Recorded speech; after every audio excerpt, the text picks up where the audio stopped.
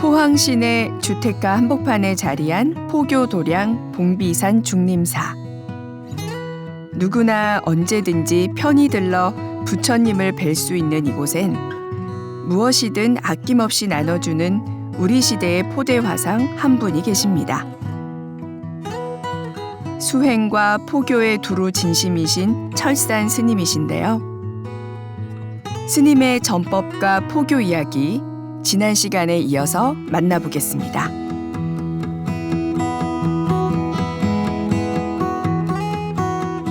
네, 스님께서는 뭐 이렇게 잘 나눠주신다라는 또 소문이 자자하더라고요. 그게 잘못된 것 같은데. 옛날에 부경사 주지로 계실 때 관광객이라든가 이렇게 이제 순례자들한테 떡, 뭐 산야초 이런 것들 나눠주셨다고 하고, 또 이제 그 고향에서 흥국사에 계실 때는 누룽지나 뭐 떡볶이, 붕어빵까지 직접 만드셔서 나눠주셨다는 얘기가 있더라고요. 뭐 본인 거 본인 드시는 거 아닌가 몰라. 본인 거 본인이 드셔. 내가 나눠주는 아니고 본인 거라. 아낌없이 주는 나무다, 이런 별명까지 가지고 계시다고 하시던데요. 저는 아닐 텐데. 그래도 그렇게 하신 특별한 이유가 있으실 것 같아요. 뭐 특별한 이유보다도 우리 뭐 주로 저를 참배하고 하시는 분들, 그런 분들 우리가 농사를 지어서 상추라든가 배추라든가 이런 건 한 포기만 드려도 굉장히 좋아하고 고마워하기 때문에 네. 우리가 할 수 있는 그런 부분, 뭐 우리 같은 경우는 뭐 조청이라든가 주겸이라든가 뭐 조금이라도 할 수 있어서 드리는 게 참 드리는 재미도 굉장히 좋거든. 주는 재미. 그래서 하게 되고, 뭐 법이 뭐 확실하면은 법문을 대신 하지만은 그렇지 않고서는 뭐 계속 드리는 것이, 그것이 큰 법문이 아니겠나 싶어서 계속 그렇게 한다고 보시면 되겠습니다. 그렇게 나눠주시고 그렇게 일하시면서 좀 재미난 에피소드도 있지 않으셨을까 싶거든요. 재밌는 거는 나눠주는 게 재미지.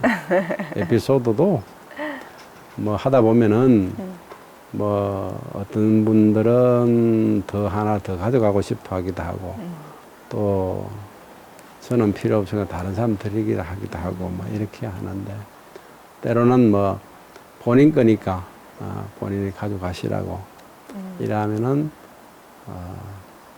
많이는 아니고 조금씩은 다 가져가시오. 가져가면은 또한 우리 여기서 있으면서 그런 복을 또 지어야 되니까 그렇게 한다고 보시면 되겠습니다. 그러고 보면은 지금 이제 부경사에서 중림사까지, 포항에서는 지금 두 번째로 주지를 소임을 맡으신 거잖아요. 2017년도에 포항에서 지진이 일어났을 때, 또 그때 가장 먼저 달려가서 도움의 손길을, 도움을 좀 주셨다고 얘기를 들었고요. 코로나19 터졌을 때도 우리 스님께서 그 포항 불교사업연합회에서 자체적으로 사찰 방역팀을 꾸리면서 또 이렇게 힘을 써주셨다는 얘기를 들었어요. 그러니까 스님께서 이런 일들을 해오셨기 때문에 여기 이제 포항에 다시 오셨을 때 이렇게 계신 분들이 참 반가워했을 것 같거든요.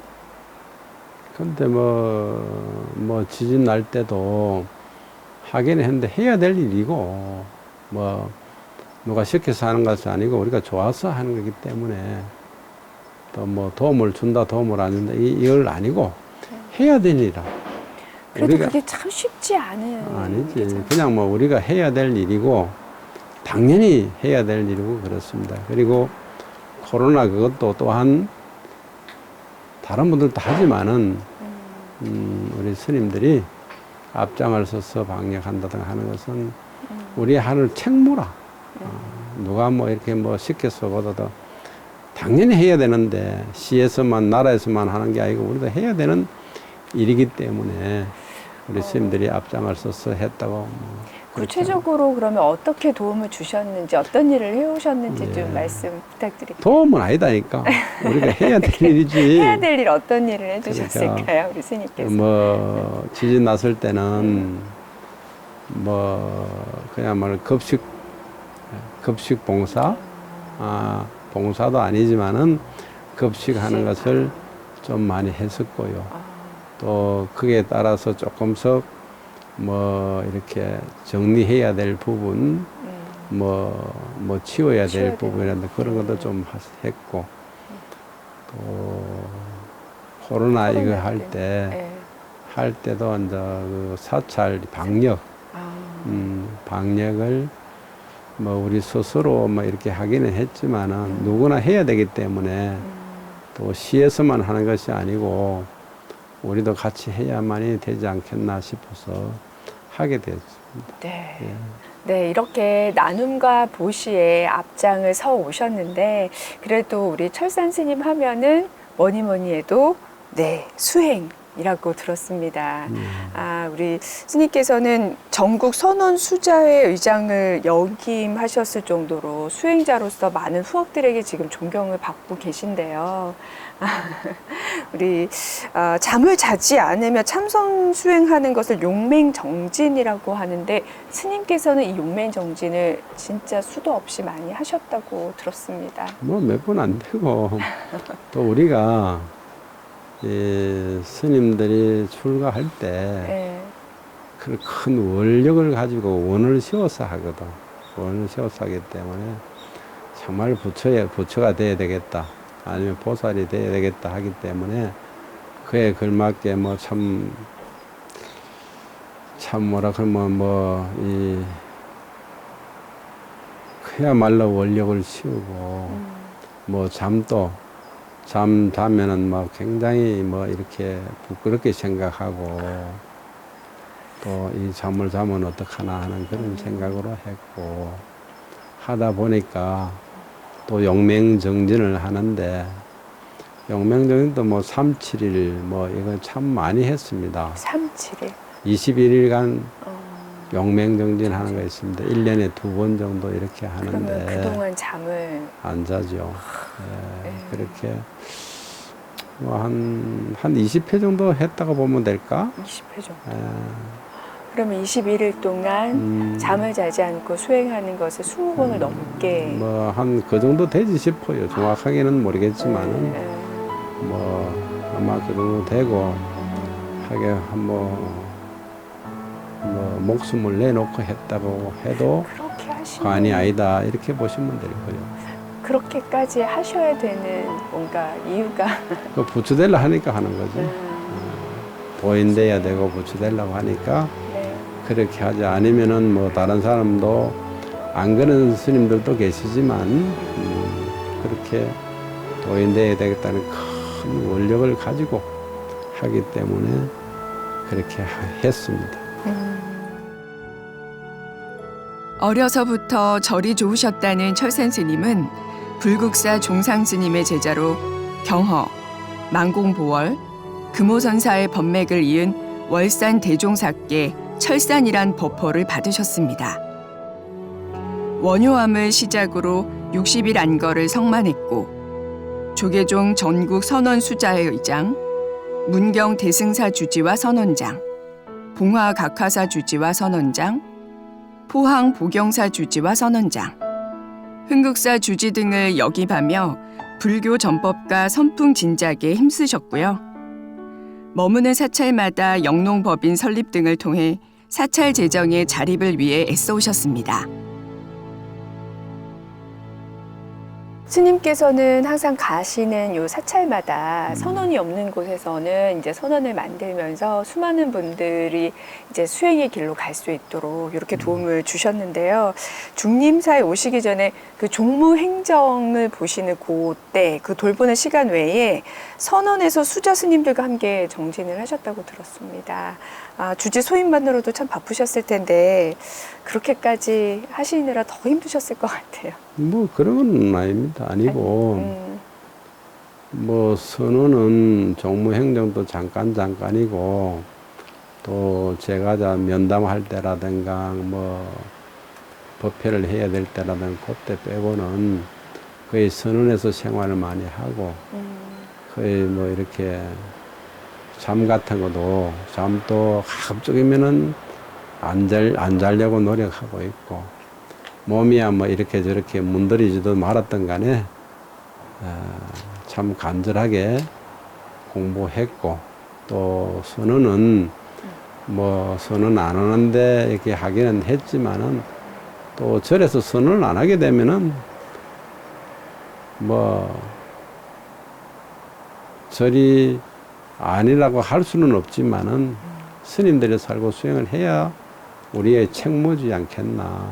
예, 그래서 우리가 공부함으로 해서 제가자들도 같이 정진할 수 있고 또 주위에 있는 우리가 정진함으로 해서 그 주위에는 굉장히 안정을 찾을 수가 있습니다. 또 생각이 많이 바뀌기 때문에 주위에 만약에 포항역에도 옛날에는 복영사에서 했는데 여기 중림사에도 지금 이번에 선언을 하지요. 네. 네, 선언을 하는데 함으로 해서 모든 주위 사람들이 안정을 많이 찾습니다. 네. 하는 거 우리 모습도 보고 우리가 모습을 보면 본인들도 열심히 정진하거든. 하기 때문에 네. 안정을 뭐 가정 아니면은 시든 나라든 이렇게 안정을 많이 찾을 겁니다. 예. 스님께서 그 대승사에 계셨던 이야기도 좀 궁금해요. 네, 대승사에 계셨을 때 주지 소임도 맡으시면서 선원장 소임까지 같이 보셨더라고요. 그 직접 차밭도 가꾸시고 도자기도 직접 구우셨다고 하는데 그때 이야기 좀 자세히 해주세요. 뭐 그렇죠. 뭐 그냥 뭐 그때는 도자기도 하고 뭐 차도 듣고 또 뭐 조청도 만들고 주겸도 하고 많이 하기는 했죠. 했지만 그걸 해서 뭐 제가자든 절에 오시는 분들 이렇게 드리니까 굉장히 좋아하는 그런 게 많았고 네. 또 정진도 참선 그 정진하는 그런 부분도 우리 일반 우리 대중 스님들보다도 더 뭐 이렇게 좀 짬지게 한다 할까? 본인들은 하지만 나는 다른 일까지 다 같이 하면서 같이 정진하고 하니까 뭐 전혀 선방에서 있는 스님들이 사정을 굉장히 많이 도우고 선방 스님들이 있기 때문에 사정이 돌아간다고 보면 돼. 운영이 더 짬지게 더 안정이 되게끔 된다고 보시면 되겠습니다. 그래서 여기 중림사도 선방을 지금 이번 철에 만드시고. 예, 스님께서. 하기 때문에 예, 네. 내가 이거 본래 뭐 본인들이 다 하기 때문에 그런데 뭐 억지로라도 네. 지금 도저히 선방을 개원하기가 어려운데 어려운데도 불구하고 스님들이 같이 살겠다. 이제 그래서 또 하게 됐습니다. 네. 그 대승선언에 계실 때 그 대승선언은 우리 그 성철 스님, 또 자운 스님, 청단 스님 시대 선지식들께서 선풍을 떨치셨던 곳이고 예. 또 봉암사 결사와도 인연이 깊은 곳으로 알고 있습니다. 예. 대승선언 수행에 있어서 굉장히 엄격하고 또 치열하다고 하는데요. 거기에 대해서 좀 얘기를 해주세요. 뭐 치열하고 하는 게 당연히 하는 건데 뭐 네. 당연히 하는 것이고 대성선언의 그 초대 제일 초대 조실이 어느 스님이냐면은 금오 스님이시라. 금오 스님께서 조실로 하셨고 네. 저 앞에 네. 그 법달스님 계실 때부터 이게 선언을 하셨고 네. 그때 월산 성님 조실스님께서 굉장히 좋아했는 그런 도량이기 때문에 또 저를 추천을 해서 대성선언에 가서 하게 네. 됐습니다. 하게 됐는데 네. 그때 보면은 굉장히 뭐 치열했다 할까? 그것도 용맹정진하고 가양정진하고 이렇게 참 누구도 이렇게 본받을 만한 그 되겠지만은 다른 데는 뭐 상상을 좀 하기 어려울 정도로 열심히 했다고 보시면 되겠습니다. 그 당시 대승사의 템플스테이도 되게 유명하더라고요. 아주 예. 특별하다고. 한 달 이상 머물러야 되고, 뭐 하루에 2시간 정도 자면서 일정을 좀 소화를 해야 되고, 예, 이런다고 이제 들었는데, 그러면 거의 뭐 단기 출가나 행자 생활과도 같은 그런 일정인 것 같아요. 예. 그런 부분도 있었는데 네. 또 템플 참가 인원이 굉장히 많았습니다. 그럼에도 불구하고. 예. 그렇게 오래 하시는 분도 계셨지만은 1박 2일 정도 하시는 분들도 굉장히 많았습니다. 학교 쪽에서 능인 중고등학교에서 참 많이 오고, 네. 능인 중고등학교에서 뭐 1년에 한 1000명 이상 왔죠. 그러고 또 각 뭐 이 정권회사 또 고주 회사 다니는 분들이 굉장히 많이 왔습니다. 잠을 안 재우니까. 밤에 잠을 안 자고 산행하고 그러니까. 또 길로 걸어 내려갔다 걸어오고 막 이렇게 저 마을에 치면 극기 훈련 같은 그런 쪽을 하니까 의외로 굉장히 많이 왔습니다. 더 좋아하더라고. 좀 기억에 남는 에피소드 있으세요? 에피소드는 뭐 그렇지만은 그게 그 네. 겨울에 세수 아침에 보면은 때로는 세수하거든. 네. 세수 같은 것도 못하고 씻지도 못하고 실제로. 겨우 양치 정도만 하고 그것도 뭐 다른 게 그 계곡에 가서 네.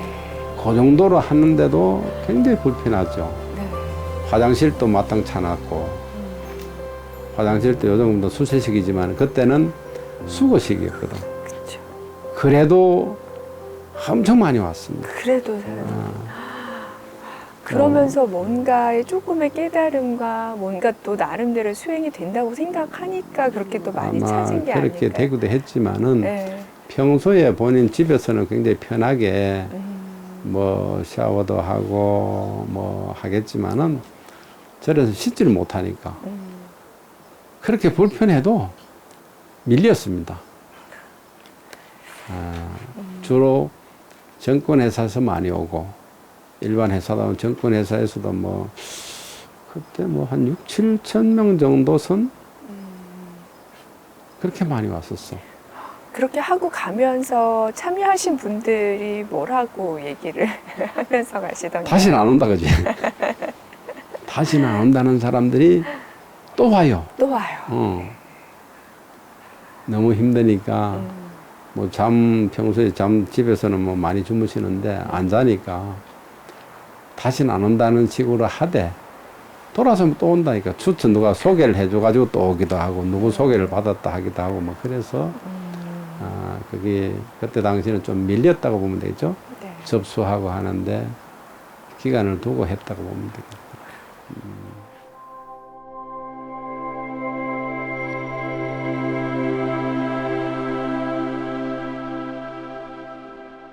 잠도 못 자고 모든 것이 불편한데 대승사 템플스테이에 왜 그렇게 많은 사람들이 왔을까요? 스님과 함께 부처님께 삼배를 올리면서 조금은 그 이유를 알 것 같았습니다. 몸이 편한 것보단 마음이 편한 것이 진짜 행복이고 가득 채우기보단 비우는 것이 진짜 지혜임을 스님께서 몸소 가르쳐 주셨기 때문이란 걸요. 그리고 또 한 가지, 자신을 내세우지 않는 스님의 모습도 큰 가르침이 아니었을까 짐작해 봅니다.